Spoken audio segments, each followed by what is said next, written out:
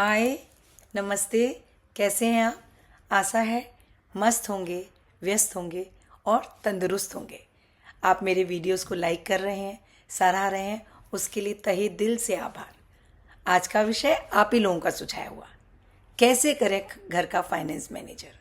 आइए जानते हैं। जब मैं फाइनेंस के बारे में बात करती हूँ तो पापा से भी पहले मुझे मेरी माँ याद आती हैं। मेरी परवरिश एक मध्यम वर्गीय और नौकरी पेशा परिवार में हुई। पापा अकाउंट ऑफिसर थे और एक लिमिटेड आमदनी थी। हम 6 भाइयों का एक बड़ा सा परिवार।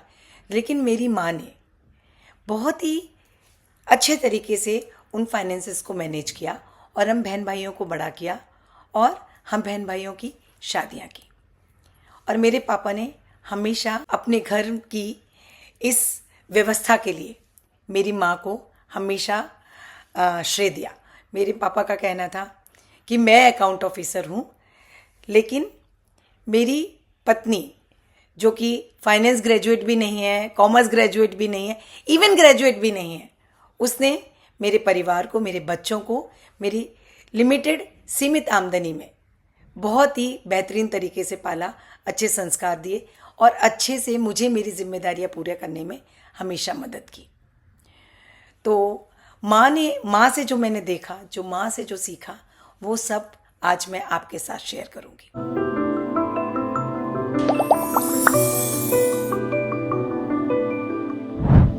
हेलो दोस्तों, नमस्ते। मैं संध्या गुप्ता, एक माँ, एक पत्नी, एक लेखक, एक काउंसलर, एक सोशल वर्कर और आप सबकी अपनी दोस्त। मेरे जीवन में सबसे अधिक प्राथमिकता मेरे अपनों की है, मेरे रिश्तों की है और मेरी इसी सोच से सृजन हुआ मेरे चैनल सृजन का। आप सभी का आपके अपने चैनल सृजन बाय संध्या गुप्ता में बहुत बहुत स्वागत। ये है मेरे विचारों का सृजन। मेरी माँ, जैसे मैंने कहा, फाइनेंस की कोई जानकारी नहीं रखती थी, पर उनकी घर चलाने के लिए जो नीतियाँ थी वो अर्थशास्त्री चाणक्य से भी ज़्यादा खूबसूरत थी। उन्होंने उस चाणक्य से भी बेहतर तरीके से घर की जिम्मेदारियों को पूरा किया, घर के फाइनेंसेस को संभाला।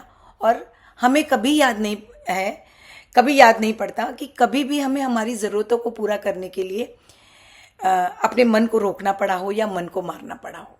लिमिटेड आमदनी होते हुए भी हम 6 भाई बहन हमेशा बहुत अच्छे से, बहुत बेहतर तरीके से बड़े हुए और हमने अपनी ज़रूरतों को बहुत अच्छे से पूरा किया।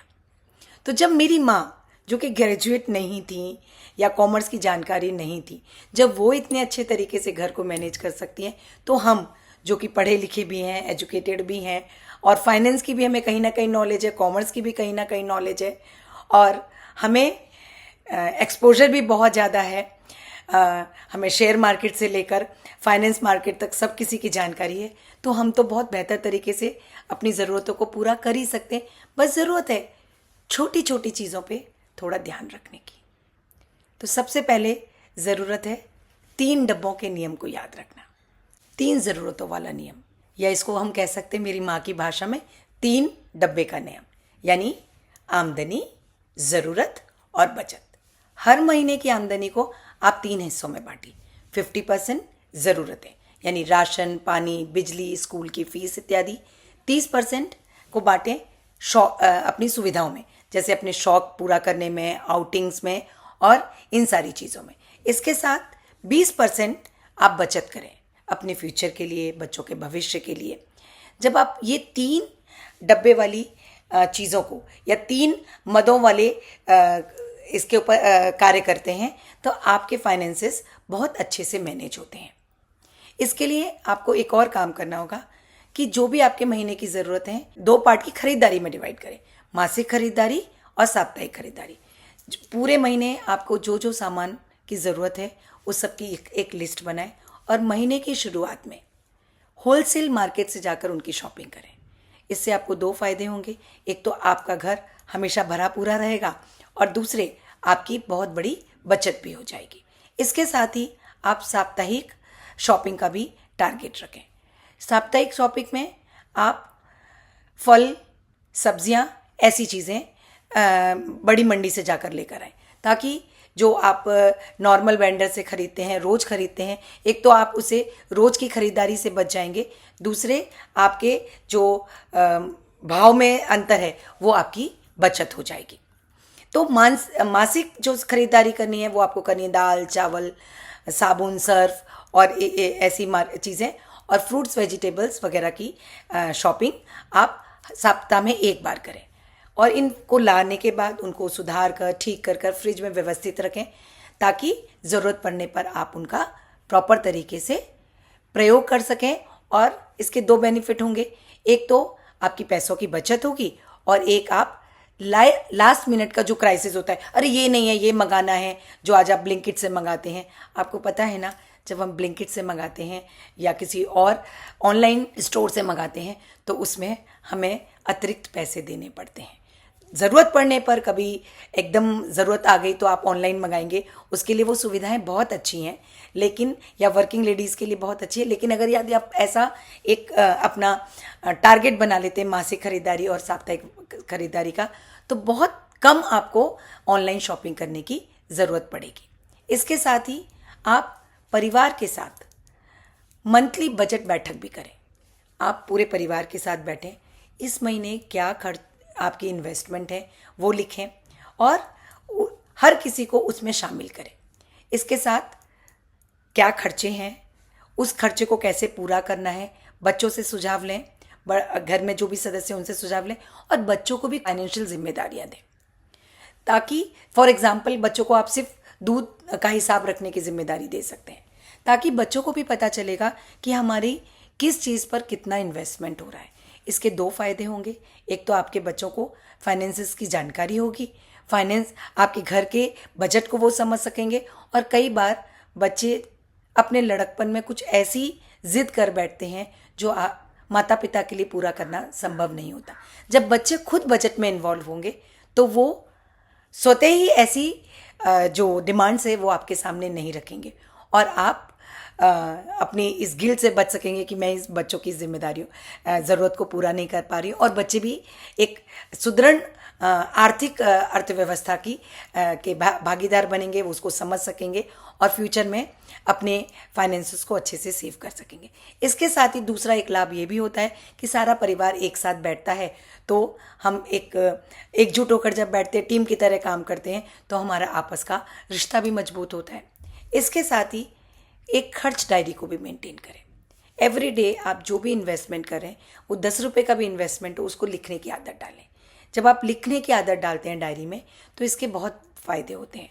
जब आप लिखते हैं तो हर पल आप अवेयर होते हैं कि आपके पास कितना आपका इन्वेस्टमेंट हो चुका है, कितनी आपके पास बचा है। तो कई बार जब हम अनावश्यक खर्चे कर बैठते हैं तो उनसे बच जाते हैं, और आपको महीने के अंत में जब आप उसको देखेंगे तो आपको पता चलेगा कि कहाँ हमारा अतिरिक्त इन्वेस्टमेंट हुआ जिसको कि हम बचा सकते थे, ताकि अगले महीने के लिए आप पूरी तरह से तैयार हो सके। इसके साथ ही मैंने अपनी माँ को अक्सर देखा था, घर में हमारे 2-3 उन्होंने बॉक्सेस बना रखे थे। तो एक बॉक्स था जिसमें वो त्योहारों के लिए पैसे बचा कर रखती थी।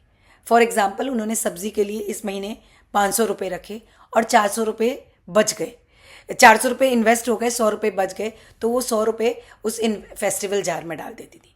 फेस्टिवल के लिए वो हर महीने कुछ पैसे तो बचाती थी, वो तो डालती ही थी, इसके अलावा भी अगर उनका कुछ अतिरिक्त बचा तो वो भी वो उन जार में डाल देती थी। तो इसका फ़ायदा ये होता था, जब त्यौहार आते थे तो हमें जो शॉपिंग करनी होती थी तो पापा से अतिरिक्त मांगने की आवश्यकता नहीं पड़ती थी। माँ का जो फेस्टिवल जार था वो रेडी रहता था, माँ पापा के हाथ में रख देती थी। हम पापा जाते थे, हमें शॉपिंग कराते थे, तो हम नए नए कपड़े भी खरीद पाते थे और खुशनुमा माहौल में हमारे घर में त्यौहार मनाया जाता था। इसके साथ ही मैंने माँ को कई बार देखा, वो कपड़ों के नीचे, चावल के डब्बे के भीतर कभी 100 रुपये, कभी 500 रुपये सेव किया करती थी। वो सेव करने का उनका एक ही मकसद था।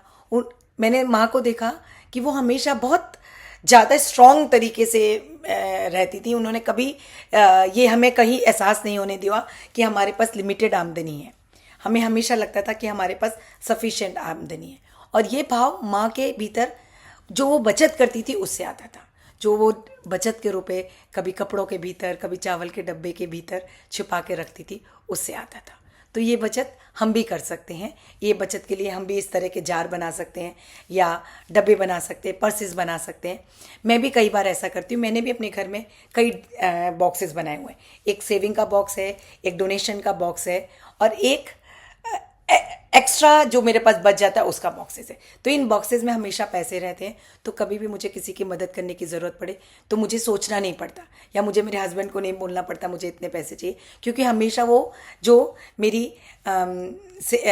डोनेशन के बॉक्स है उसमें हमेशा पैसे रहते हैं, सेविंग के हमेशा पैसे रहते हैं। तो वो पैसा इन्वेस्ट करने के लिए मुझे किसी से भी पूछने की आवश्यकता नहीं होती। इसके साथ ही हर महीने में एक बार बैठें और अपने सामान की लिस्ट को गिनें, क्योंकि कई बार हम सामान लेकर आते हैं, हमें पता होता है इस महीने इतना सामान लगेगा, पर कई बार हम बाहर चले गए या किसी के यहाँ से दावत के होता आ गए तो वो चीज़ें हमारे पास बच जाती हैं। तो अब जब भी आप अगले महीने के लिए क्या क्या सामान की लिस्ट बनाएं तो चेक करें, ताकि आपको सामान की लिस्ट बनाने में आसानी रहे और आपको जितना इन्वेस्टमेंट हर महीने जितना लगता है, फॉर एग्जांपल 2 किलो चावल लगते हैं, आपके पास 1 किलो चावल बच गए, तो आपको पता है कि इस महीने आपको 1 ही किलो चावल लाने, तो 1 किलो चावल के पैसे आपको बच गए जो आप अपनी सेविंग के अकाउंट में डाल सकते हैं। इसके साथ ही आजकल बाहर आउटिंग करने का बहुत शौक है, बाहर खाने का फैशन भी बहुत बढ़ गया है। तो हर महीने का कम से कम एक संडे ऐसा रखें जहाँ पर कोई भी बाहर का इन्वेस्टमेंट नहीं होगा। घर पर ही खाना बनाएं, घर पर ही खेलें और खुद के हाथ से बने हुए गिफ्ट हमेशा बर्थडे एनिवर्सरीज पे या उस पर परिवार को दें। इससे परिवार की बॉन्डिंग भी बढ़ेगी और आपकी बचत भी होगी। इसके साथ ही शगुन बॉक्स भी बनाएं। कई बार आपको शगुन के पैसे मिलते हैं और आप इधर उधर रंग को रख देते हैं, तो उसके लिए एक बॉक्स बनाएं, वो शगुन के पैसे आप उसमें डालते जाएं। इसके साथ ही हर महीने कुछ पैसे 100, 200, 500, 1000 जो आपका बजट अलाउ करता है वो पैसे उस शगुन बॉक्स में डालें, ताकि जब कभी भी आपको किसी को शगुन देना पड़े तो आपके ऊपर किसी भी तरह का कोई प्रेशर ना आए। आपने शगुन बॉक्स खोला, उसमें आपका इन्वेस्टमेंट है, जो पैसे अभी तक आपने जमा किए उसमें से आपने पैसे निकाले और वो बर्थडे एनिवर्सरी या कहीं पर भी आपको देने की ज़रूरत पड़ी आप आराम से दे सकते हैं। ये शगुन बॉक्स आपको किसी के घर शगुन देते वक्त एक अच्छी फीलिंग से भरेगा कि ये आपने उनके लिए बचा के रखे हो, उनके पैसे आप उनको दे रहे हैं, इस भाव से बचेगा, क्योंकि वो पैसा आपने शगुन में देने के लिए बचा के रखा है। इसके साथ ही जो बड़ा शगुन देना होता है, आपका बजट गड़बड़ाता है, वो भी नहीं गड़बड़ाएगा। इसके साथ ही एक अकाउंट आप अपने सपनों को पूरा करने के लिए भी बनाएं। हर महिला की सपना होता है मैं एक्सपेंसिव घड़ी खरीदूं, मैं कभी बड़े होटल में जाकर खाना खाऊं, अच्छे महंगे कपड़े खरीदूं। अगर आप एक साथ ये करते हैं तो बहुत सारा बजट गड़बड़ा जाता है। तो अगर आप हर महीने 100, 500, 200, 1000, 2000 जो आपका बजट अलाउ करता है वो आप अपने सपनों के अकाउंट में डालते हैं, तो एक दिन आप अपने सपने को बहुत आसानी से पूरा कर सकते हैं। इस तरह से हर महीने आप थोड़ा थोड़ा पैसा बचा सकते हैं और अपने घर के फाइनेंसेस को भी बहुत अच्छे से चला सकते हैं। तो ये सब टिप्स अपनाइए और एक सफल गृहिणी के साथ साथ, एक होम मिनिस्टर के साथ साथ एक अच्छी फाइनेंस मिनिस्टर भी बन जाइए। तब तक के लिए नमस्ते। आप सभी को ढेर सारी शुभकामनाएं एक अच्छा फाइनेंस मिनिस्टर बनने के लिए। अगले हफ्ते फिर मिलेंगे आपके ही सुझाए हुए किसी नए विषय के साथ। तब तक मेरे चैनल पर बने रहिए और सभी सोशल मीडिया पर जाकर मुझे बेल आइकन पर क्लिक कीजिए। आपके अपने चैनल सृजन बाय संध्या गुप्ता को सब्सक्राइब कीजिए और अधिक से अधिक लोगों को इसे सब्सक्राइब करने के लिए प्रेरित कीजिए, ताकि जो लाभ आपको मेरे चैनल से मिल रहा है वो अन्य सभी को भी मिल सके। तब तक के लिए अगले हफ्ते फिर मिलेंगे। तब तक के लिए धन्यवाद। इस वीडियो को अंत तक देखने के लिए तहे दिल से आपका धन्यवाद। अगर आपको मेरा ये प्रयास पसंद आया हो तो अवश्य बेल बटन दबाएं और मेरे चैनल सृजन बाय संध्या गुप्ता को लाइक करें, शेयर करें, सब्सक्राइब करें। अपने अपनों को भेजें, क्या पता किसी को कोई ऐसे सवाल का जवाब मिल जाए जिसकी उसे तलाश हो। आपके सुझाव मेरा हौसला बढ़ाते हैं। अवश्य अपने सुझाव चैट बॉक्स में डालें और आप किस विषय पर वीडियो देखना चाहते हैं वो मुझे अवश्य बताएं। आप सभी का फिर से एक बार बहुत बहुत धन्यवाद। जल्दी ही मिलेंगे ऐसे ही किसी अन्य विषय के साथ।